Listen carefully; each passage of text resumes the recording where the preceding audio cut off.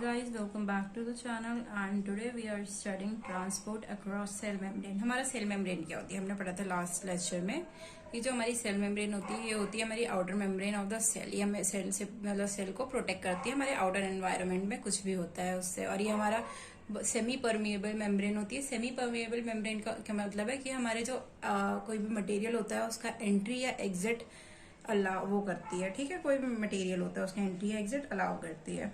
Okay, transport plays a various role for the survival of the cell. If anything is low inside in the environment inner, the cell have to take it from the external environment। हमारी ये कि हमारे cell के अंदर कुछ भी कम होता है तो सेल को होता है वो आउटर एनवायरनमेंट से लेना होता है, या वाइस वर्सा। अगर हमारे सेल में कुछ ज्यादा होता है या एनवायरनमेंट में कम होता है तो हमारे सेल उसको दे देती है बाहर। अब देखो सेल में अगर ज्यादा है, अब तुम पूछोगे कि सेल में ज्यादा है तो उसमें क्या दिक्कत आ जाती है। सेल में दिक्कत ये आती है अगर उसमें कुछ चीज ज्यादा है कि अगर वो सेल में मान लो अगर हमारे सेल में बहुत ज्यादा राइबोसोम्स हो गए तो हमारा बहुत सारा प्रोटीन वो करेंगे, मतलब सिंथेसिस करेंगे।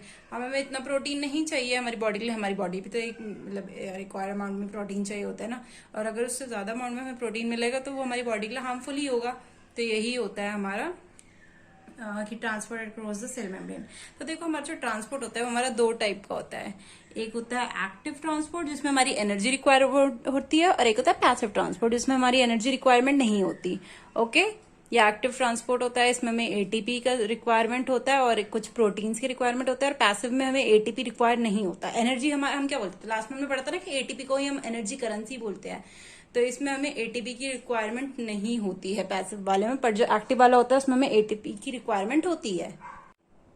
देखो हमारा एक्टिव पैसिव तो होता है, बट ये जो पैसिव होता है ना इसके ही हमारे और टाइप भी होते हैं। ओके, पैसिव के हमारे तीन और टाइप होते हैं। एक होता है सिंपल डिफ्यूजन, एक होता है फैसिलिटेड डिफ्यूजन और एक होता है हमारा ऑस्मोसिस। ओके, अभी हम पढ़ेंगे डिफ्यूजन क्या होता है। देखो डिफ्यूजन क्या होता है। डिफ्यूजन एक ऐसा प्रोसेस होता है जिसमें हमारा सब्सटेंस मूव होता है higher concentration to lower concentration.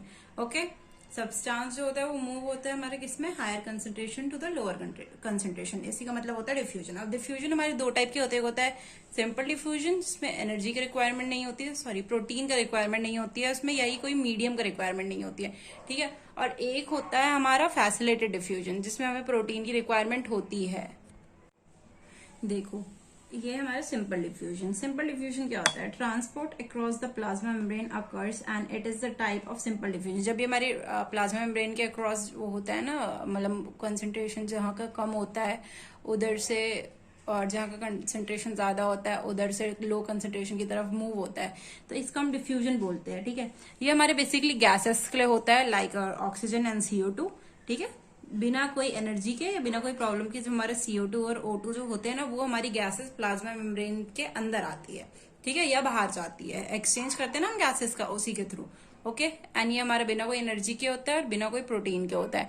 और डिफ्यूजन हमारा जो होता है वो सिर्फ गैसेस के लिए होता है, और जो ऑस्मोसिस होता है वो हमारा वाटरी सब्सटेंस के लिए होता है। ओके, दोनों में डिफरेंस यही है कि एक हमारा वाटर के लिए होता है और एक हमारा वो गैसेस के लिए होता है। ठीक है, इसमें हमारी एक और लाइन लिखी हुई है, the relative rate of molecule diffusion across the phospholipid bilayer proportional to the concentration gradient across the membrane. देखो इसमें एक चीज बता रखी है कि जो हमारा मॉलिक्यूल में जो डिफ्यूजन होता है, ठीक है, देखो हमने लास्ट लेक्चर में पढ़ा था कि जो हमारी प्लाज्मा मेम्ब्रेन है वो हमारी प्रोटीन से बनी है और हमारी फॉस्फोलिपिड से बनी है। तो हमने पढ़ा था ना कि फॉस्फोलिपिड की दो लेयर होती है, एक ऊपर होती है और एक नीचे होती है, उससे मिलकर हमारा वो प्लाज्मा मेम्ब्रेन बनता है। तो ये बता रहा है कि जितना हमारा अदर डिफरेंस है ना, अगर मान लो बाहर हमारा एनवायरनमेंट में ज्यादा है गैसेस और अंदर एनवायरनमेंट में कम है, मान लो ऑक्सीजन अगर हमारे बाहर एनवायरनमेंट में ज्यादा है और अंदर एनवायरनमेंट में कम है, तो जो ऑक्सीजन का मूवमेंट होगा वो बाहरी एनवायरनमेंट से अंदर होगा। ठीक है, यही है इस लाइन का मतलब कि हमारा जितना कंसंट्रेशन होगा उतना ही होगा। ओके, अब है हमारा फैसिलिटेड डिफ्यूजन। फैसिलिटेड डिफ्यूजन क्या होता है, ये होता है हमारा टाइप होता है हमारा पैसिव ट्रांसपोर्ट का ही टाइप होता है, जिसमें मॉलिक्यूल मूव तो करता है सेल मेम्ब्रेन के अक्रॉस, पर इसमें भी हमारी एनर्जी नहीं रिक्वायरमेंट होती है, मतलब हमारे एटीपी नहीं रिक्वायर होता है। पर इसमें ना हमारा जो प्रोटीन कैरियर प्रोटीन्स होते हैं ना वो रिक्वायर होते हैं।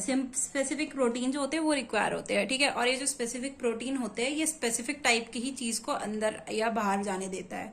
ओके, लाइक मान लो अगर हमारा कोई भी गैस है, ठीक है, कोई भी गैस है, सपोज कर लो कोई सी भी गैस है, वो अंदर आ रही है, ठीक है, तो उसके लिए स्पेशल टाइप का प्रोटीन होगा, वो उसी के थ्रू अंदर आएगी। ओके, जैसे क्लोरीन है, हमारे क्लोरीन चैनल होते हैं ना क्लोरीन के लिए, तो वो उसी के थ्रू अंदर आती है। ये हमारा फैसिलिटेड डिफ्यूजन में होता है। इसमें प्रोटीन होता है और इसमें स्पेसिफिक प्रोटीन होते हैं, हमारे जो कैरियर प्रोटीन होते हैं उसके थ्रू आती है।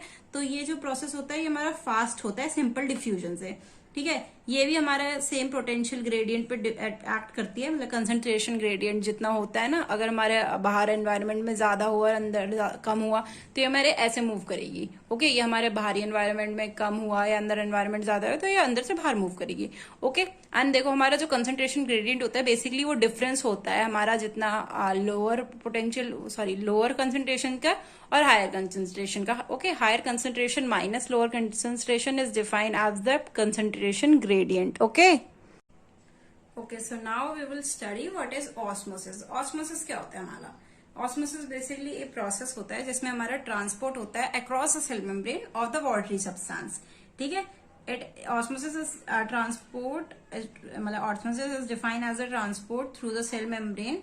ओके, हमारा जो सेल मेम्ब्रेन से ट्रांसपोर्ट होता है, बट ये हमारा वाटर का ट्रांसपोर्ट होता है। Okay, and the movement of water molecules through the cell membrane is caused by the difference of the concentration of the solute और इन द टू साइड, ठीक है। देखो मैंने पहले बताया था कि हमारा जो कंसंट्रेशन ग्रेडियंट होता है उसी की वजह से हमारा ये डिफ्यूजन या ऑस्मोसिस का प्रोसेस होता है, ठीक है। ट्रांसपोर्ट भी उसी की वजह से होता है कि अगर कंसंट्रेशन एक जगह ज्यादा होगा या कंसंट्रेशन एक जगह कम होगा तो ऐसे होगा। ओके, एंड इसमें भी यही होता है जहां पे हमारा वाटर का, वहां एक बात बताओ, अगर आरओ होती है, ठीक है, आरओ में तो हमारा रिवर्स ऑस्मोसिस का प्रोसेस, देखो आरओ में तो हमारा रिवर्स ऑस्मोसिस का प्रोसेस वो यूज होता है, बट ये हमारा ऑस्मोसिस, रिवर्स ऑस्मोसिस में क्या होता था, lower concentration to higher concentration में वाटर मूव करता था, बट इसमें हमारा higher concentration to lower concentration ही मूव करेगा, क्योंकि इसमें हमारी एनर्जी नहीं है, उसमें हमारी एनर्जी रिक्वायर होती है ना आरओ में, इसमें हमारी एनर्जी नहीं रिक्वायर होती है।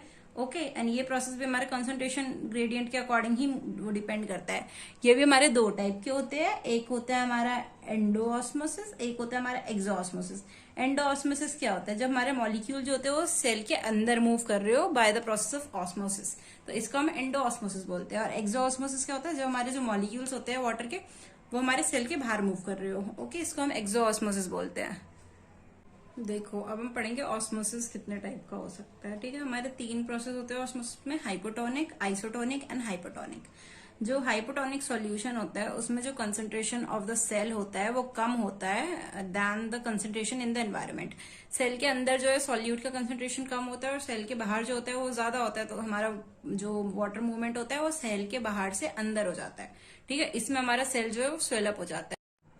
आप बादाम का एग्जाम्पल ले सकते हो, इसमें जो बादाम होता है अगर तुम उसको रात भर पानी में भिगा के रखोगे तो वो नेक्स्ट डे जो होता है वो फूल जाता है, ठीक है, तो वो हमारा हाइपोटोनिक सॉल्यूशन हो जाता है।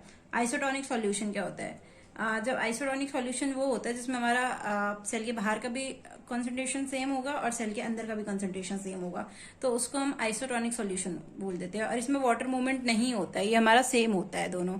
ओके, एंड हमारा हाइपोटोनिक सॉल्यूशन क्या होता है, सॉरी हाइपरटोनिक सॉल्यूशन क्या होता है। हाइपरटोनिक सॉल्यूशन में ना हमारे जो सेल के अंदर जो सॉल्यूट का कंसंट्रेशन होता है वो ज्यादा होता है as comparison to the outer environment. Okay, और इसमें क्या होता है, हमारे सेल के अंदर से जो सब सॉल्यूट होता है ना वो हमारे सेल के बाहर चले जाता है, तो इसमें हमारा सेल जो होता है वो श्रिंक हो जाता है। ओके, श्रिंक मतलब हमारा सेल जो होता है वो सिकुड़ जाता है। Okay guys, so now we will study about the active transport. हमारा एक्टिव ट्रांसपोर्ट क्या होता था, हमारे एक्टिव ट्रांसपोर्ट में हमें एनर्जी रिक्वायरमेंट होती थी, energy in the sense ATP. Active transport is suitable for the substance like amino acid and glucose which can not transfer in the cell directly. देखो हमारा ये किसके लिए होता है, बेसिकली अमीनो एसिड और ग्लूकोज ऐसे हायर सब्सटेंसेस के लिए होता है जो हमारे सेल में डायरेक्टली नहीं एंटर कर सकते और उसके लिए हमें एनर्जी की रिक्वायरमेंट होती है, ठीक है। एनर्जी की रिक्वायरमेंट तो होती है हमारी, जैसे केमिकल एनर्जी की रिक्वायरमेंट होती है, जैसे हमारा एटीपी होता है। एटीपी क्या करता है, मूव करवाता है सब्सटेंस को, ठीक है, इन देयर कॉन्सेंट्रेशन ग्रेडियंट। अगर कॉन्सेंट्रेशन ग्रेडियंट के अकॉर्डिंग ही हमारा वो करवाएगा मूव। अगर हमारा बाहर प्रेशर ज्यादा होगा तो हमारा बाहर से अंदर में जाएगा। ओके, तो ये हमारा एक्टिव ट्रांसपोर्ट में होता है। एक्टिव ट्रांसपोर्ट में बेसिकली जैसे हमारे देखो एग्जांपल देखो इसमें एक्टिव ट्रांसपोर्ट का हमारे जैसे स्मॉल इंटेस्टाइन की वॉल में होता है, हमारे हेयर सेल की जो रूट्स में होता है ना उधर भी होता है हमारे एक्टिव ट्रांसपोर्टेशन का प्रोसेस।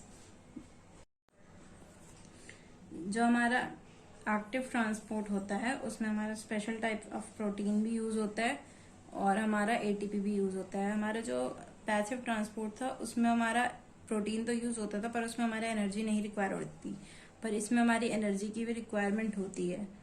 ओके, और जो सेल मेम्ब्रेन को हम मेम्ब्रेन प्रोटीन भी बोलते हैं और मेम्ब्रेन पंप भी बोलते हैं। जो हमारा एक्टिव ट्रांसपोर्ट है वो भी हमारे दो पार्ट में वो डिवाइड हो रखा है, एक होता है प्राइमरी एक्टिव ट्रांसपोर्ट, एक होता है सेकेंडरी एक्टिव ट्रांसपोर्ट। जो हमारा प्राइमरी एक्टिव ट्रांसपोर्ट होता है इसमें हमारा कैरियर प्रोटीन यूज होता है और हमारा एटीपी यूज होता है फॉर द ब्रेकडाउन, ठीक है। और ये हमारे 40% ऑफ बॉडी का जितना भी एटीपी प्रोड्यूस होता है ना वो ये ले लेता है, ठीक है। इस प्रोसेस में जैसे हमारा सोडियम पोटेशियम पंप होता है जिसमें हमारा सोडियम और पोटेशियम का कंसेंट्रेशन जो होता है वो हमारा एक्सचेंज होता है, ठीक है। सोडियम पोटेशियम में क्या होता है, बेसिकली सोडियम हमारे सेल के बाहर ज्यादा होता है और पोटेशियम हमारे सेल के अंदर होता है ज्यादा होता है। तो इसमें हमारा सोडियम जो होता है वो सेल से बाहर मूव करता है और जो पोटेशियम होता है वो हमारे सेल के अंदर आ जाता है। ओके, एंड जो हमारा इसमें सेकेंडरी एक्टिव ट्रांसपोर्ट है इसमें जो एनर्जी होती है वो हमारी इलेक्ट्रोकेमिकल ग्रेडियंट के फॉर्म में लेते हैं, ठीक है। जो हमारे एक्टिव ट्रांसपोर्ट में ही जनरेट होती है उसको ही हम यूज कर लेते हैं, ठीक है। ये हमारे दो टाइप के होते हैं, एक होता है सिम्पोर्टर, एक होता है एंटीपोर्टर। ओके, सिम्पोर्टर में क्या होता है, जो सेम डायरेक्शन में सब्सटेंस का मूवमेंट होता है।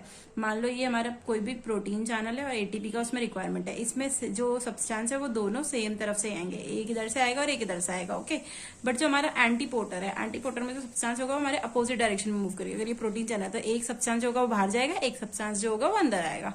Thank you.